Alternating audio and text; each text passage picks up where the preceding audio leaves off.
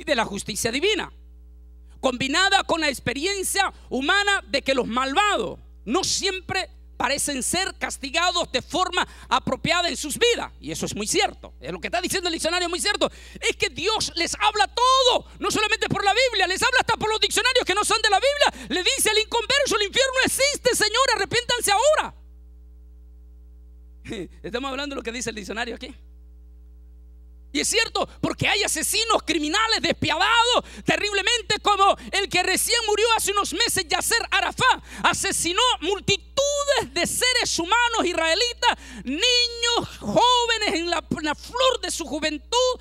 Asesinó ancianos israelitas, como el que lanzó en aquella silla de ruedas, aquel israelita de nacionalidad norteamericana que lo lanzó al mar. Sin embargo, Yasser Arafat se murió. No recibió ningún castigo, nunca fue encarcelado por sus crímenes, por sus múltiples de crímenes que cometió. En cambio, algunos pobres en el estado de Texas están siendo condenados a muerte, y algunos, para el colmo, han sido inocentes. Se han dado cuenta que hasta después que los ejecutaron eran inocentes. Las injusticias de los gobiernos humanos condenan, castigan a pena de muerte. Sin embargo, elogian y exaltan a tipos, depende de quién es el que comete crímenes. Yasser Arafat mató multitudes de multitudes de multitudes. Estaba borracho de tanta sangre que derramó, y sin embargo nunca hubo cárcel para él. Al contrario, las Naciones Unidas le regaló el Premio Nobel de la Paz. ¿Por qué? Porque habló a favor de la paz. Yo diría que le dieron por haber matado tanta gente. Yasser Arafat escapó a todos los juicios y fue enterrado como un héroe, como un santo. Entonces, no coincide lo que dicen los testigos de Jehová, que el infierno es aquí en la tierra. Porque si el infierno fuera aquí en la tierra, entonces sería completamente injusto. Asesinos, criminales como él nunca pagaron, al contrario, murió millonario.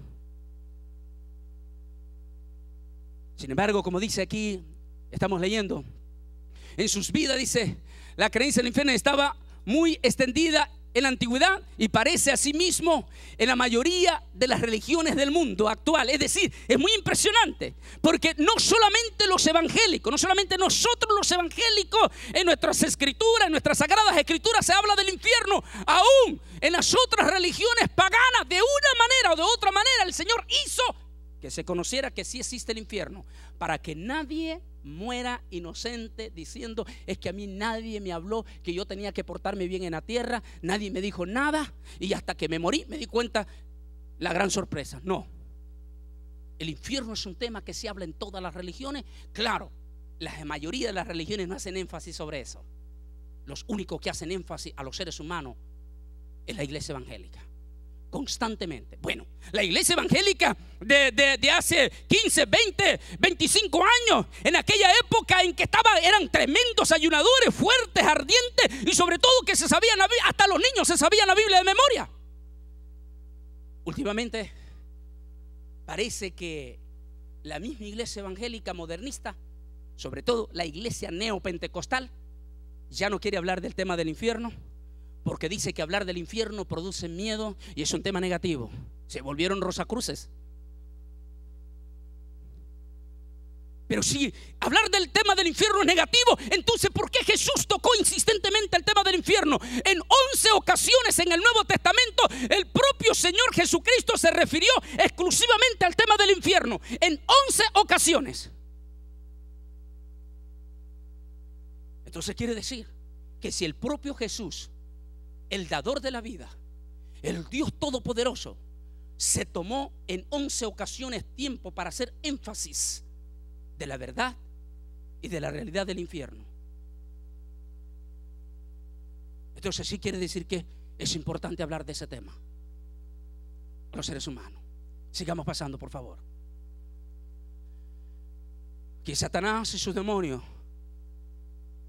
la serpiente antigua, sabe que le espera un lugar. Por ahora está un poco suelto, está suelto, pero sabe que muy pronto, pero muy pronto, más pronto de lo que tal vez nosotros no lo imaginamos, Satanás y sus demonios serán para siempre jamás encarcelados en ese lugar. Y los demonios saben que eso va a pasar, y se lo voy a demostrar mañana cuando hablemos del tema del cielo. Ya los demonios saben que ese tiempo se les está llegando. Sigamos con la siguiente imagen. El Seol, que aquí viene ya la palabra en el Nuevo Testamento.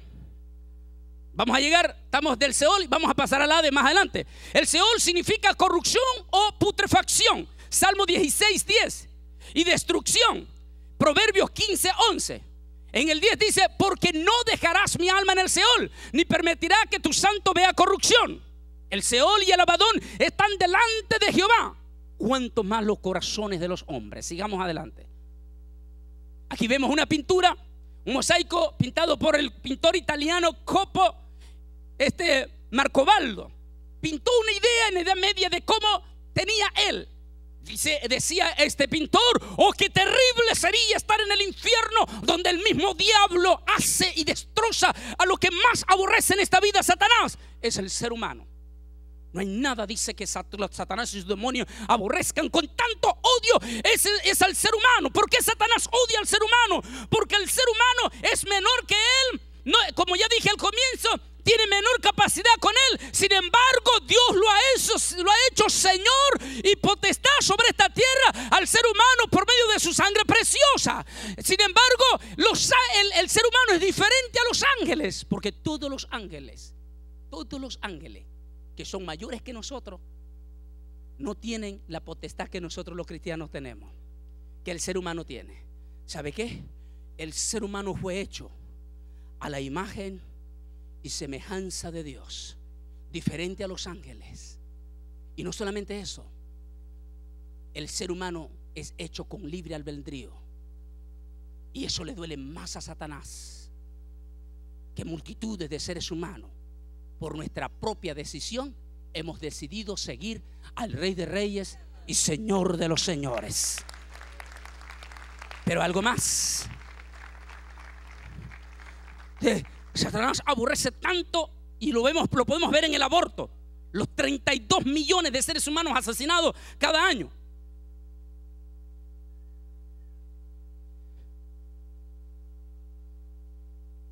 Vamos a seguir hablando. Y aquí miraba cuando los seres humanos llegan al infierno.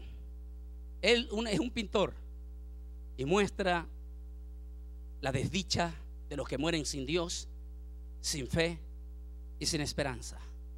Yo quiero decirle que Satanás, el diablo, aborrece tanto al ser humano, que así sea el brujo más fiel para Satanás, cuando ese brujo se muera, como estos brujos que salen en televisión y todo, que aparecen haciendo alarde porque han recibido tanta fama y riqueza, y hasta se les ha metido un demonio haciéndoles creer que son mujeres cuando realmente son hombres, y se visten como mujeres y se maquillan como mujeres, y ellos ven y hablan de sus riquezas y todo. Aún ese propio brujo, cuando se muera, si no se arrepiente, Satanás no lo va a recibir dándole la bienvenida y recibiéndolo con brindis.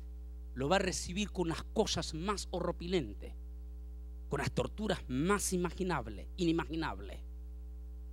El mosaico nos puede dar una idea de lo terrible que debe ser ese lugar, pero todavía no nos hemos profundizado y vamos a seguir pasando rápidamente más imágenes.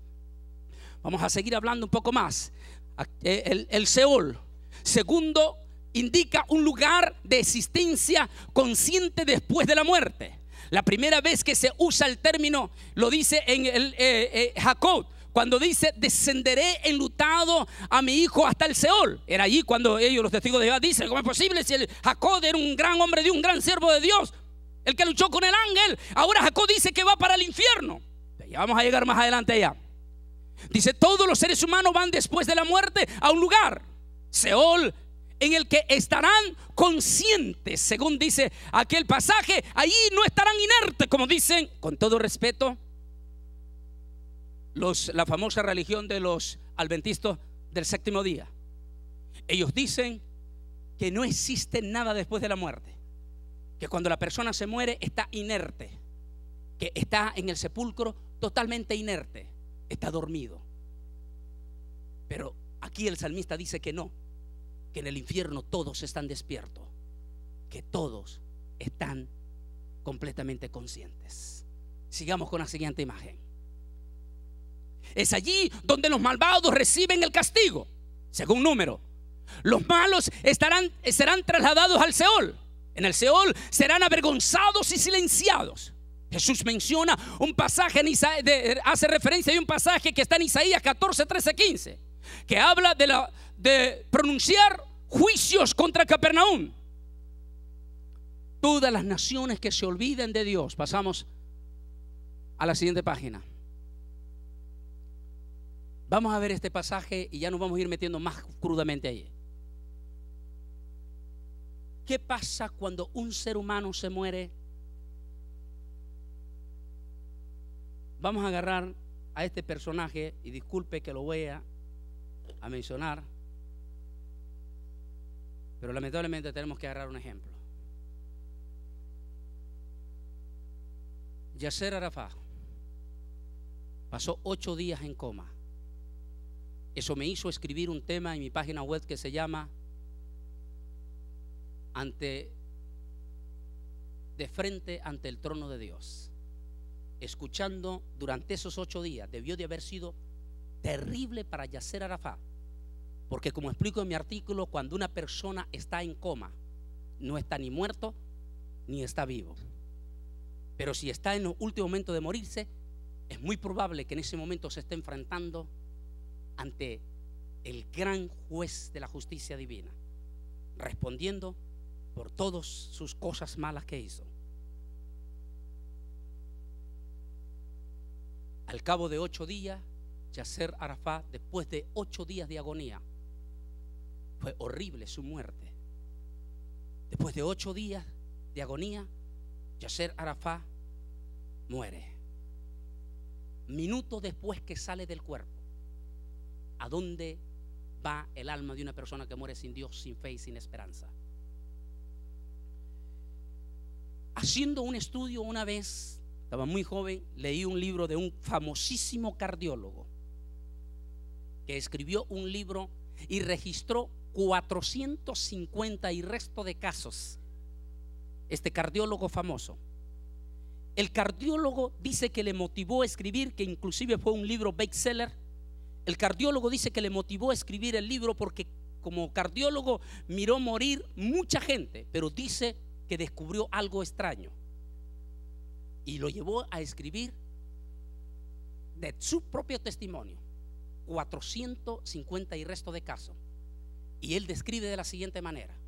Le llamó la atención, dice que fue lo que lo llamó a escribir, que todos aquellos que morían sin Dios, todos aquellos que morían sin la paz de Cristo, en el último minuto de la muerte mueren con una mirada espantosamente horrible.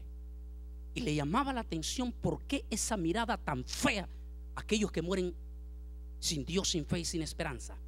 Y él dijo, es como que cuando la persona no puede hablar, en el caso de Juan Pablo II, y si la persona no puede mover su cuerpo, sus manos, porque está en el momento de ese momento de la muerte, se paraliza rápidamente todas sus manos.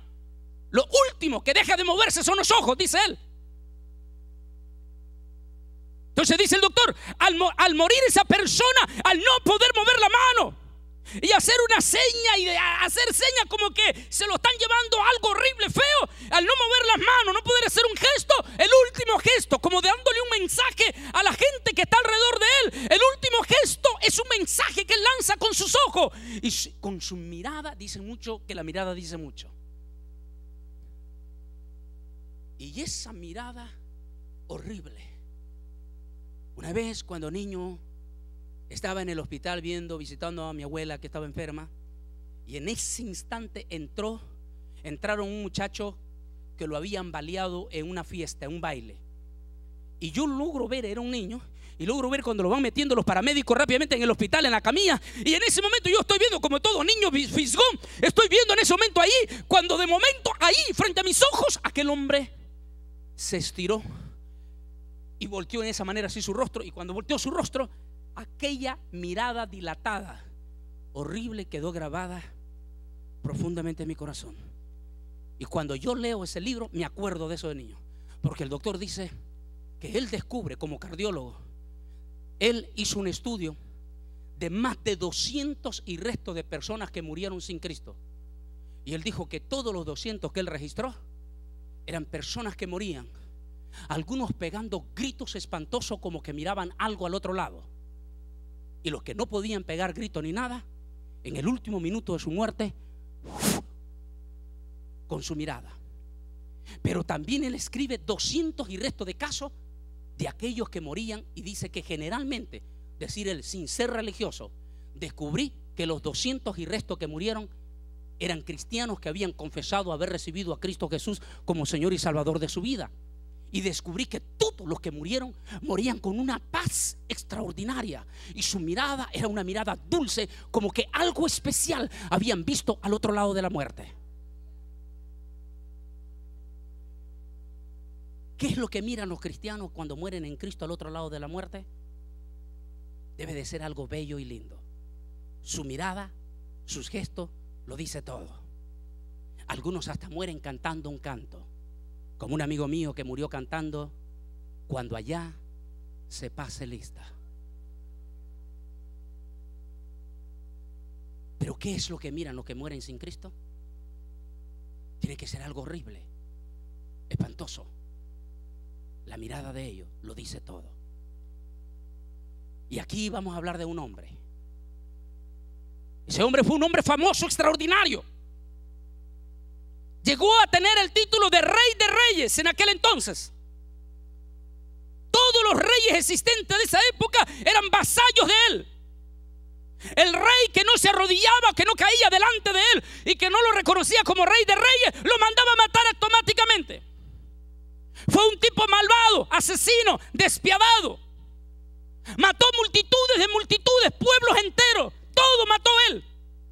Mató a sus más fieles y súbditos criados. Aquellos como muchos hermanitos les gusta eso de ser criados y andan detrás de esos apóstoles soberbicos, limpiándoles el sudor y limpiándoles los zapatos. Esos criados súbditos de él que le limpiaban el sudor y todo y los zapatos, los mandó a matar. Cuando ya no les sirvió, los mandó a matar. Nabucodonosor se consideraba Dios y pensaba que nunca se iba a morir. Los malvados piensan lo mismo hoy en día. Hacen males y piensan que nunca se van a morir.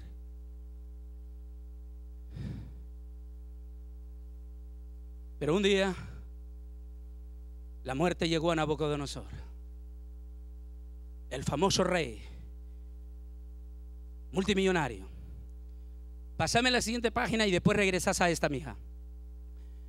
Un rey que tenía gloria. Eso es una pintura que demuestra los palacios de Nabucodonosor, los famosos jardines colgantes, una de las 7 maravillas del mundo, de sus palacios. Partes de sus recámaras, dicen, estaban compuestas por oro. Sus platos y sus tenedores y sus cubiertos eran de oro. Era un hombre que ostentó todas las riquezas, los mejores perfumes y todo lo que tenía. Mujeres, concubinas, reinas, todo. Pero un día la muerte lo sorprende. Y un solo minuto después de la muerte, lo que exactamente enseño en este tema, el día del gran juicio final. Y digo en este tema del juicio final las siguientes palabras.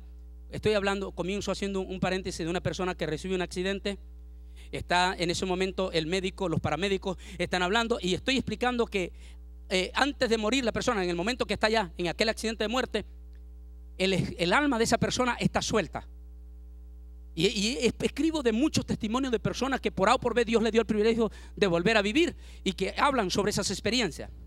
Y entonces él, desde ese momento, esa alma está viendo allí a los paramédicos, a todos los que están luchando por salvarle el alma. Él está viendo todo lo que están haciendo, y lo que es almas que está sin Cristo allí en ese momento flotando. La última palabra que esa alma quiere oír es decir al paramédico: está muerto. O en el quirófano, decir al cardiólogo: está muerto. Porque en el momento que oye esa palabra muerto, traspasa los linderos de la eternidad. En otras palabras, el ser humano es eterno. ¿Sabía usted que nosotros somos eternos? ¿Sabía usted que la vida no termina con la muerte? La eternidad comienza un minuto después de la muerte. Si moriste con Cristo, lo vamos a ver mañana, ¿dónde vas? Si moriste sin Cristo, vas a la otra eternidad, donde el tiempo es diferente al de arriba con Cristo, al de abajo con los demonios y Satanás. Tal vez el apóstol San Pedro lo explica mejor. El apóstol San Pedro dice: porque para el Señor 1000 años es como un día, y un día como 1000 años. En el cielo, los santos redimidos, los que se nos han ido adelante, ya casi tienen 2000 años de estar en el cielo, y para ellos creen que apenas tienen 2 días. El tiempo pasa tan rápido en el cielo por el gozo, la felicidad. Pero para los que están en el infierno, apenas solo tienen un día, ya creen que tienen 1000 años de estar ahí. El tiempo es diferente allá. En el momento que la persona escucha la palabra del médico está muerto, en ese momento sabe que traspasó la eternidad, y seres horripilentes vienen por su alma para llevarlo al lugar de su eternidad. Allí volvemos rápidamente a la página atrás, mija. Dice así: se espantó de ti, despertó a los muertos para que en tu vida salieron a recibirte. O sea, que cuando él era rey le daban homenaje, se inclinaban a él, le hacían toda clase de pleitesía. Pero ahora que él desciende al infierno, esa misma gente lo están esperando en el infierno. Pero no lo están esperando para darle bienvenida, ni para inclinarse a él, ni para secarle el sudor, ni para limpiarle los zapatitos, sino que lo están esperando esa misma multitud que por culpa de él fueron al infierno antes de tiempo, y por culpa de él estaban sufriendo antes de tiempo en el infierno. En el infierno no hay gozo, es dolor, sufrimiento. En el infierno no es cierto, como dice Michael Jackson, y espero que Michael Jackson se arrepienta antes de que se muera, porque si no se va a llevar una sorpresa. Porque en una de sus canciones Michael Jackson dice que en el infierno se puede bailar y se puede hacer el amor. No es verdad. En el infierno es un lugar solamente para maldiciones, donde el hijo que encuentra a su padre en el infierno no va para abrazar a su padre, sino para maldecir a su padre. Sobre todo aquel padre que se oponía y que, aprovechándose de su autoridad de padre, mientras la mamá lo quería llevar a la iglesia, él, aprovechándose del padre de su hijo varón, le metió tanto odio y ponzoña a su hijo que hizo que su hijo no fuera a la iglesia. Al final este padre se murió, y como él le dio mal ejemplo a su hijo se muere. Y en el infierno su hijo no va a llegar para abrazarlo ni para felicitarlo.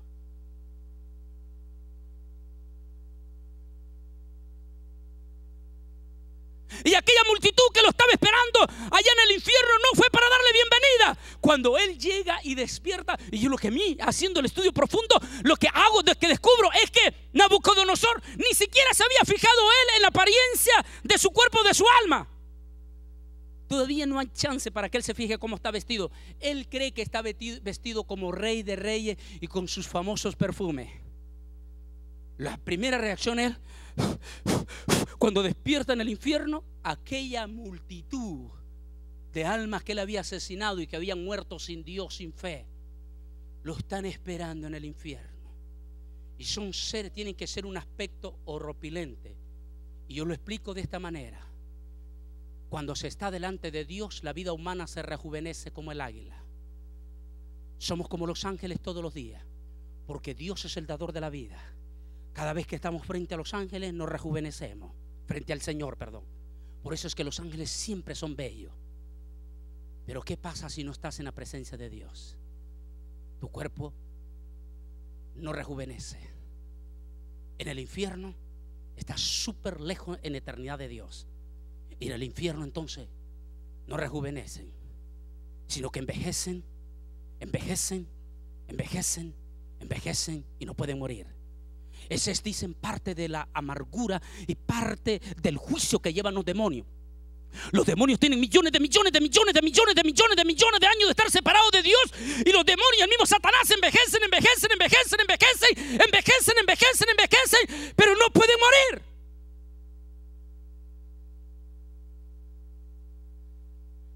Aquellos que se habían ido adelante están con un aspecto horrible y lo están esperando no para adorarlo. Y le dicen: usted, señor rey, usted que se creía Dios en la tierra, Usted que no le tembló la mano mandarnos a matar, ahora estás aquí. Y no estás aquí para que te adoremos. Ahora vamos a arreglar cuentas aquí. Aquí el tiempo no cuenta. Aquí no habrán camas de oro. Aquí no habrán ricas sábanas. Aquí camas serán tu gusano. Y cama y gusano será tu levantarte. Ni quiera Dios.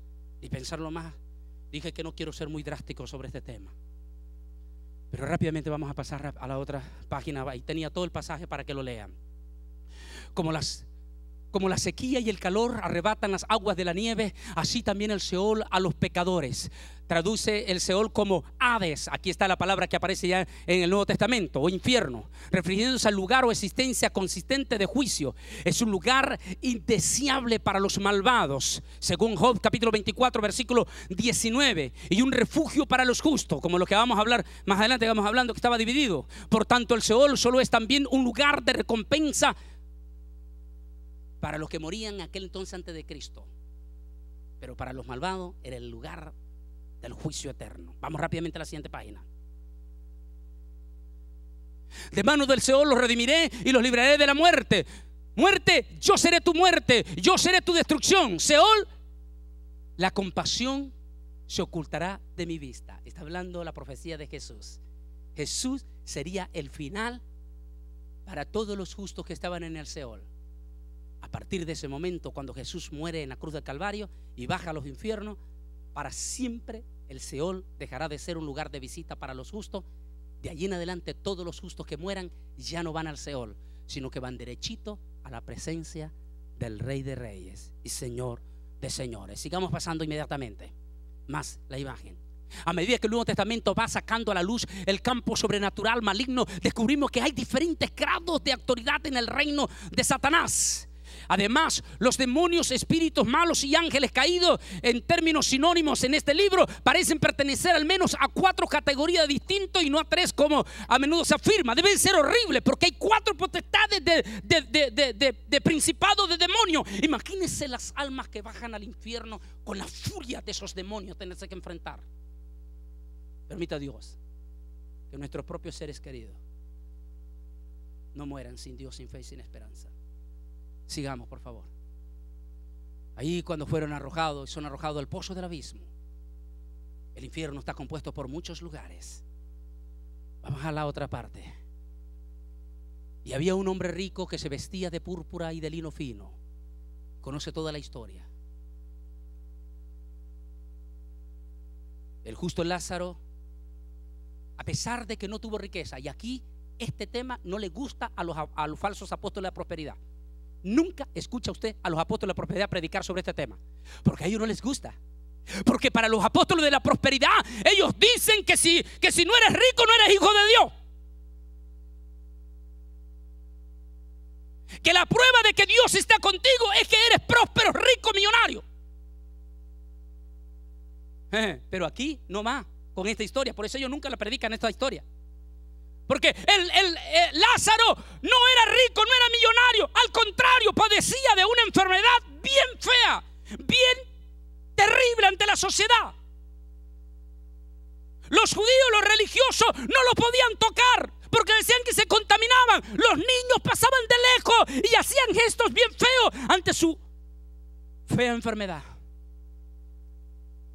Pero a pesar de esa fea enfermedad y de las calamidades, había alguna virtud en ese mendigo.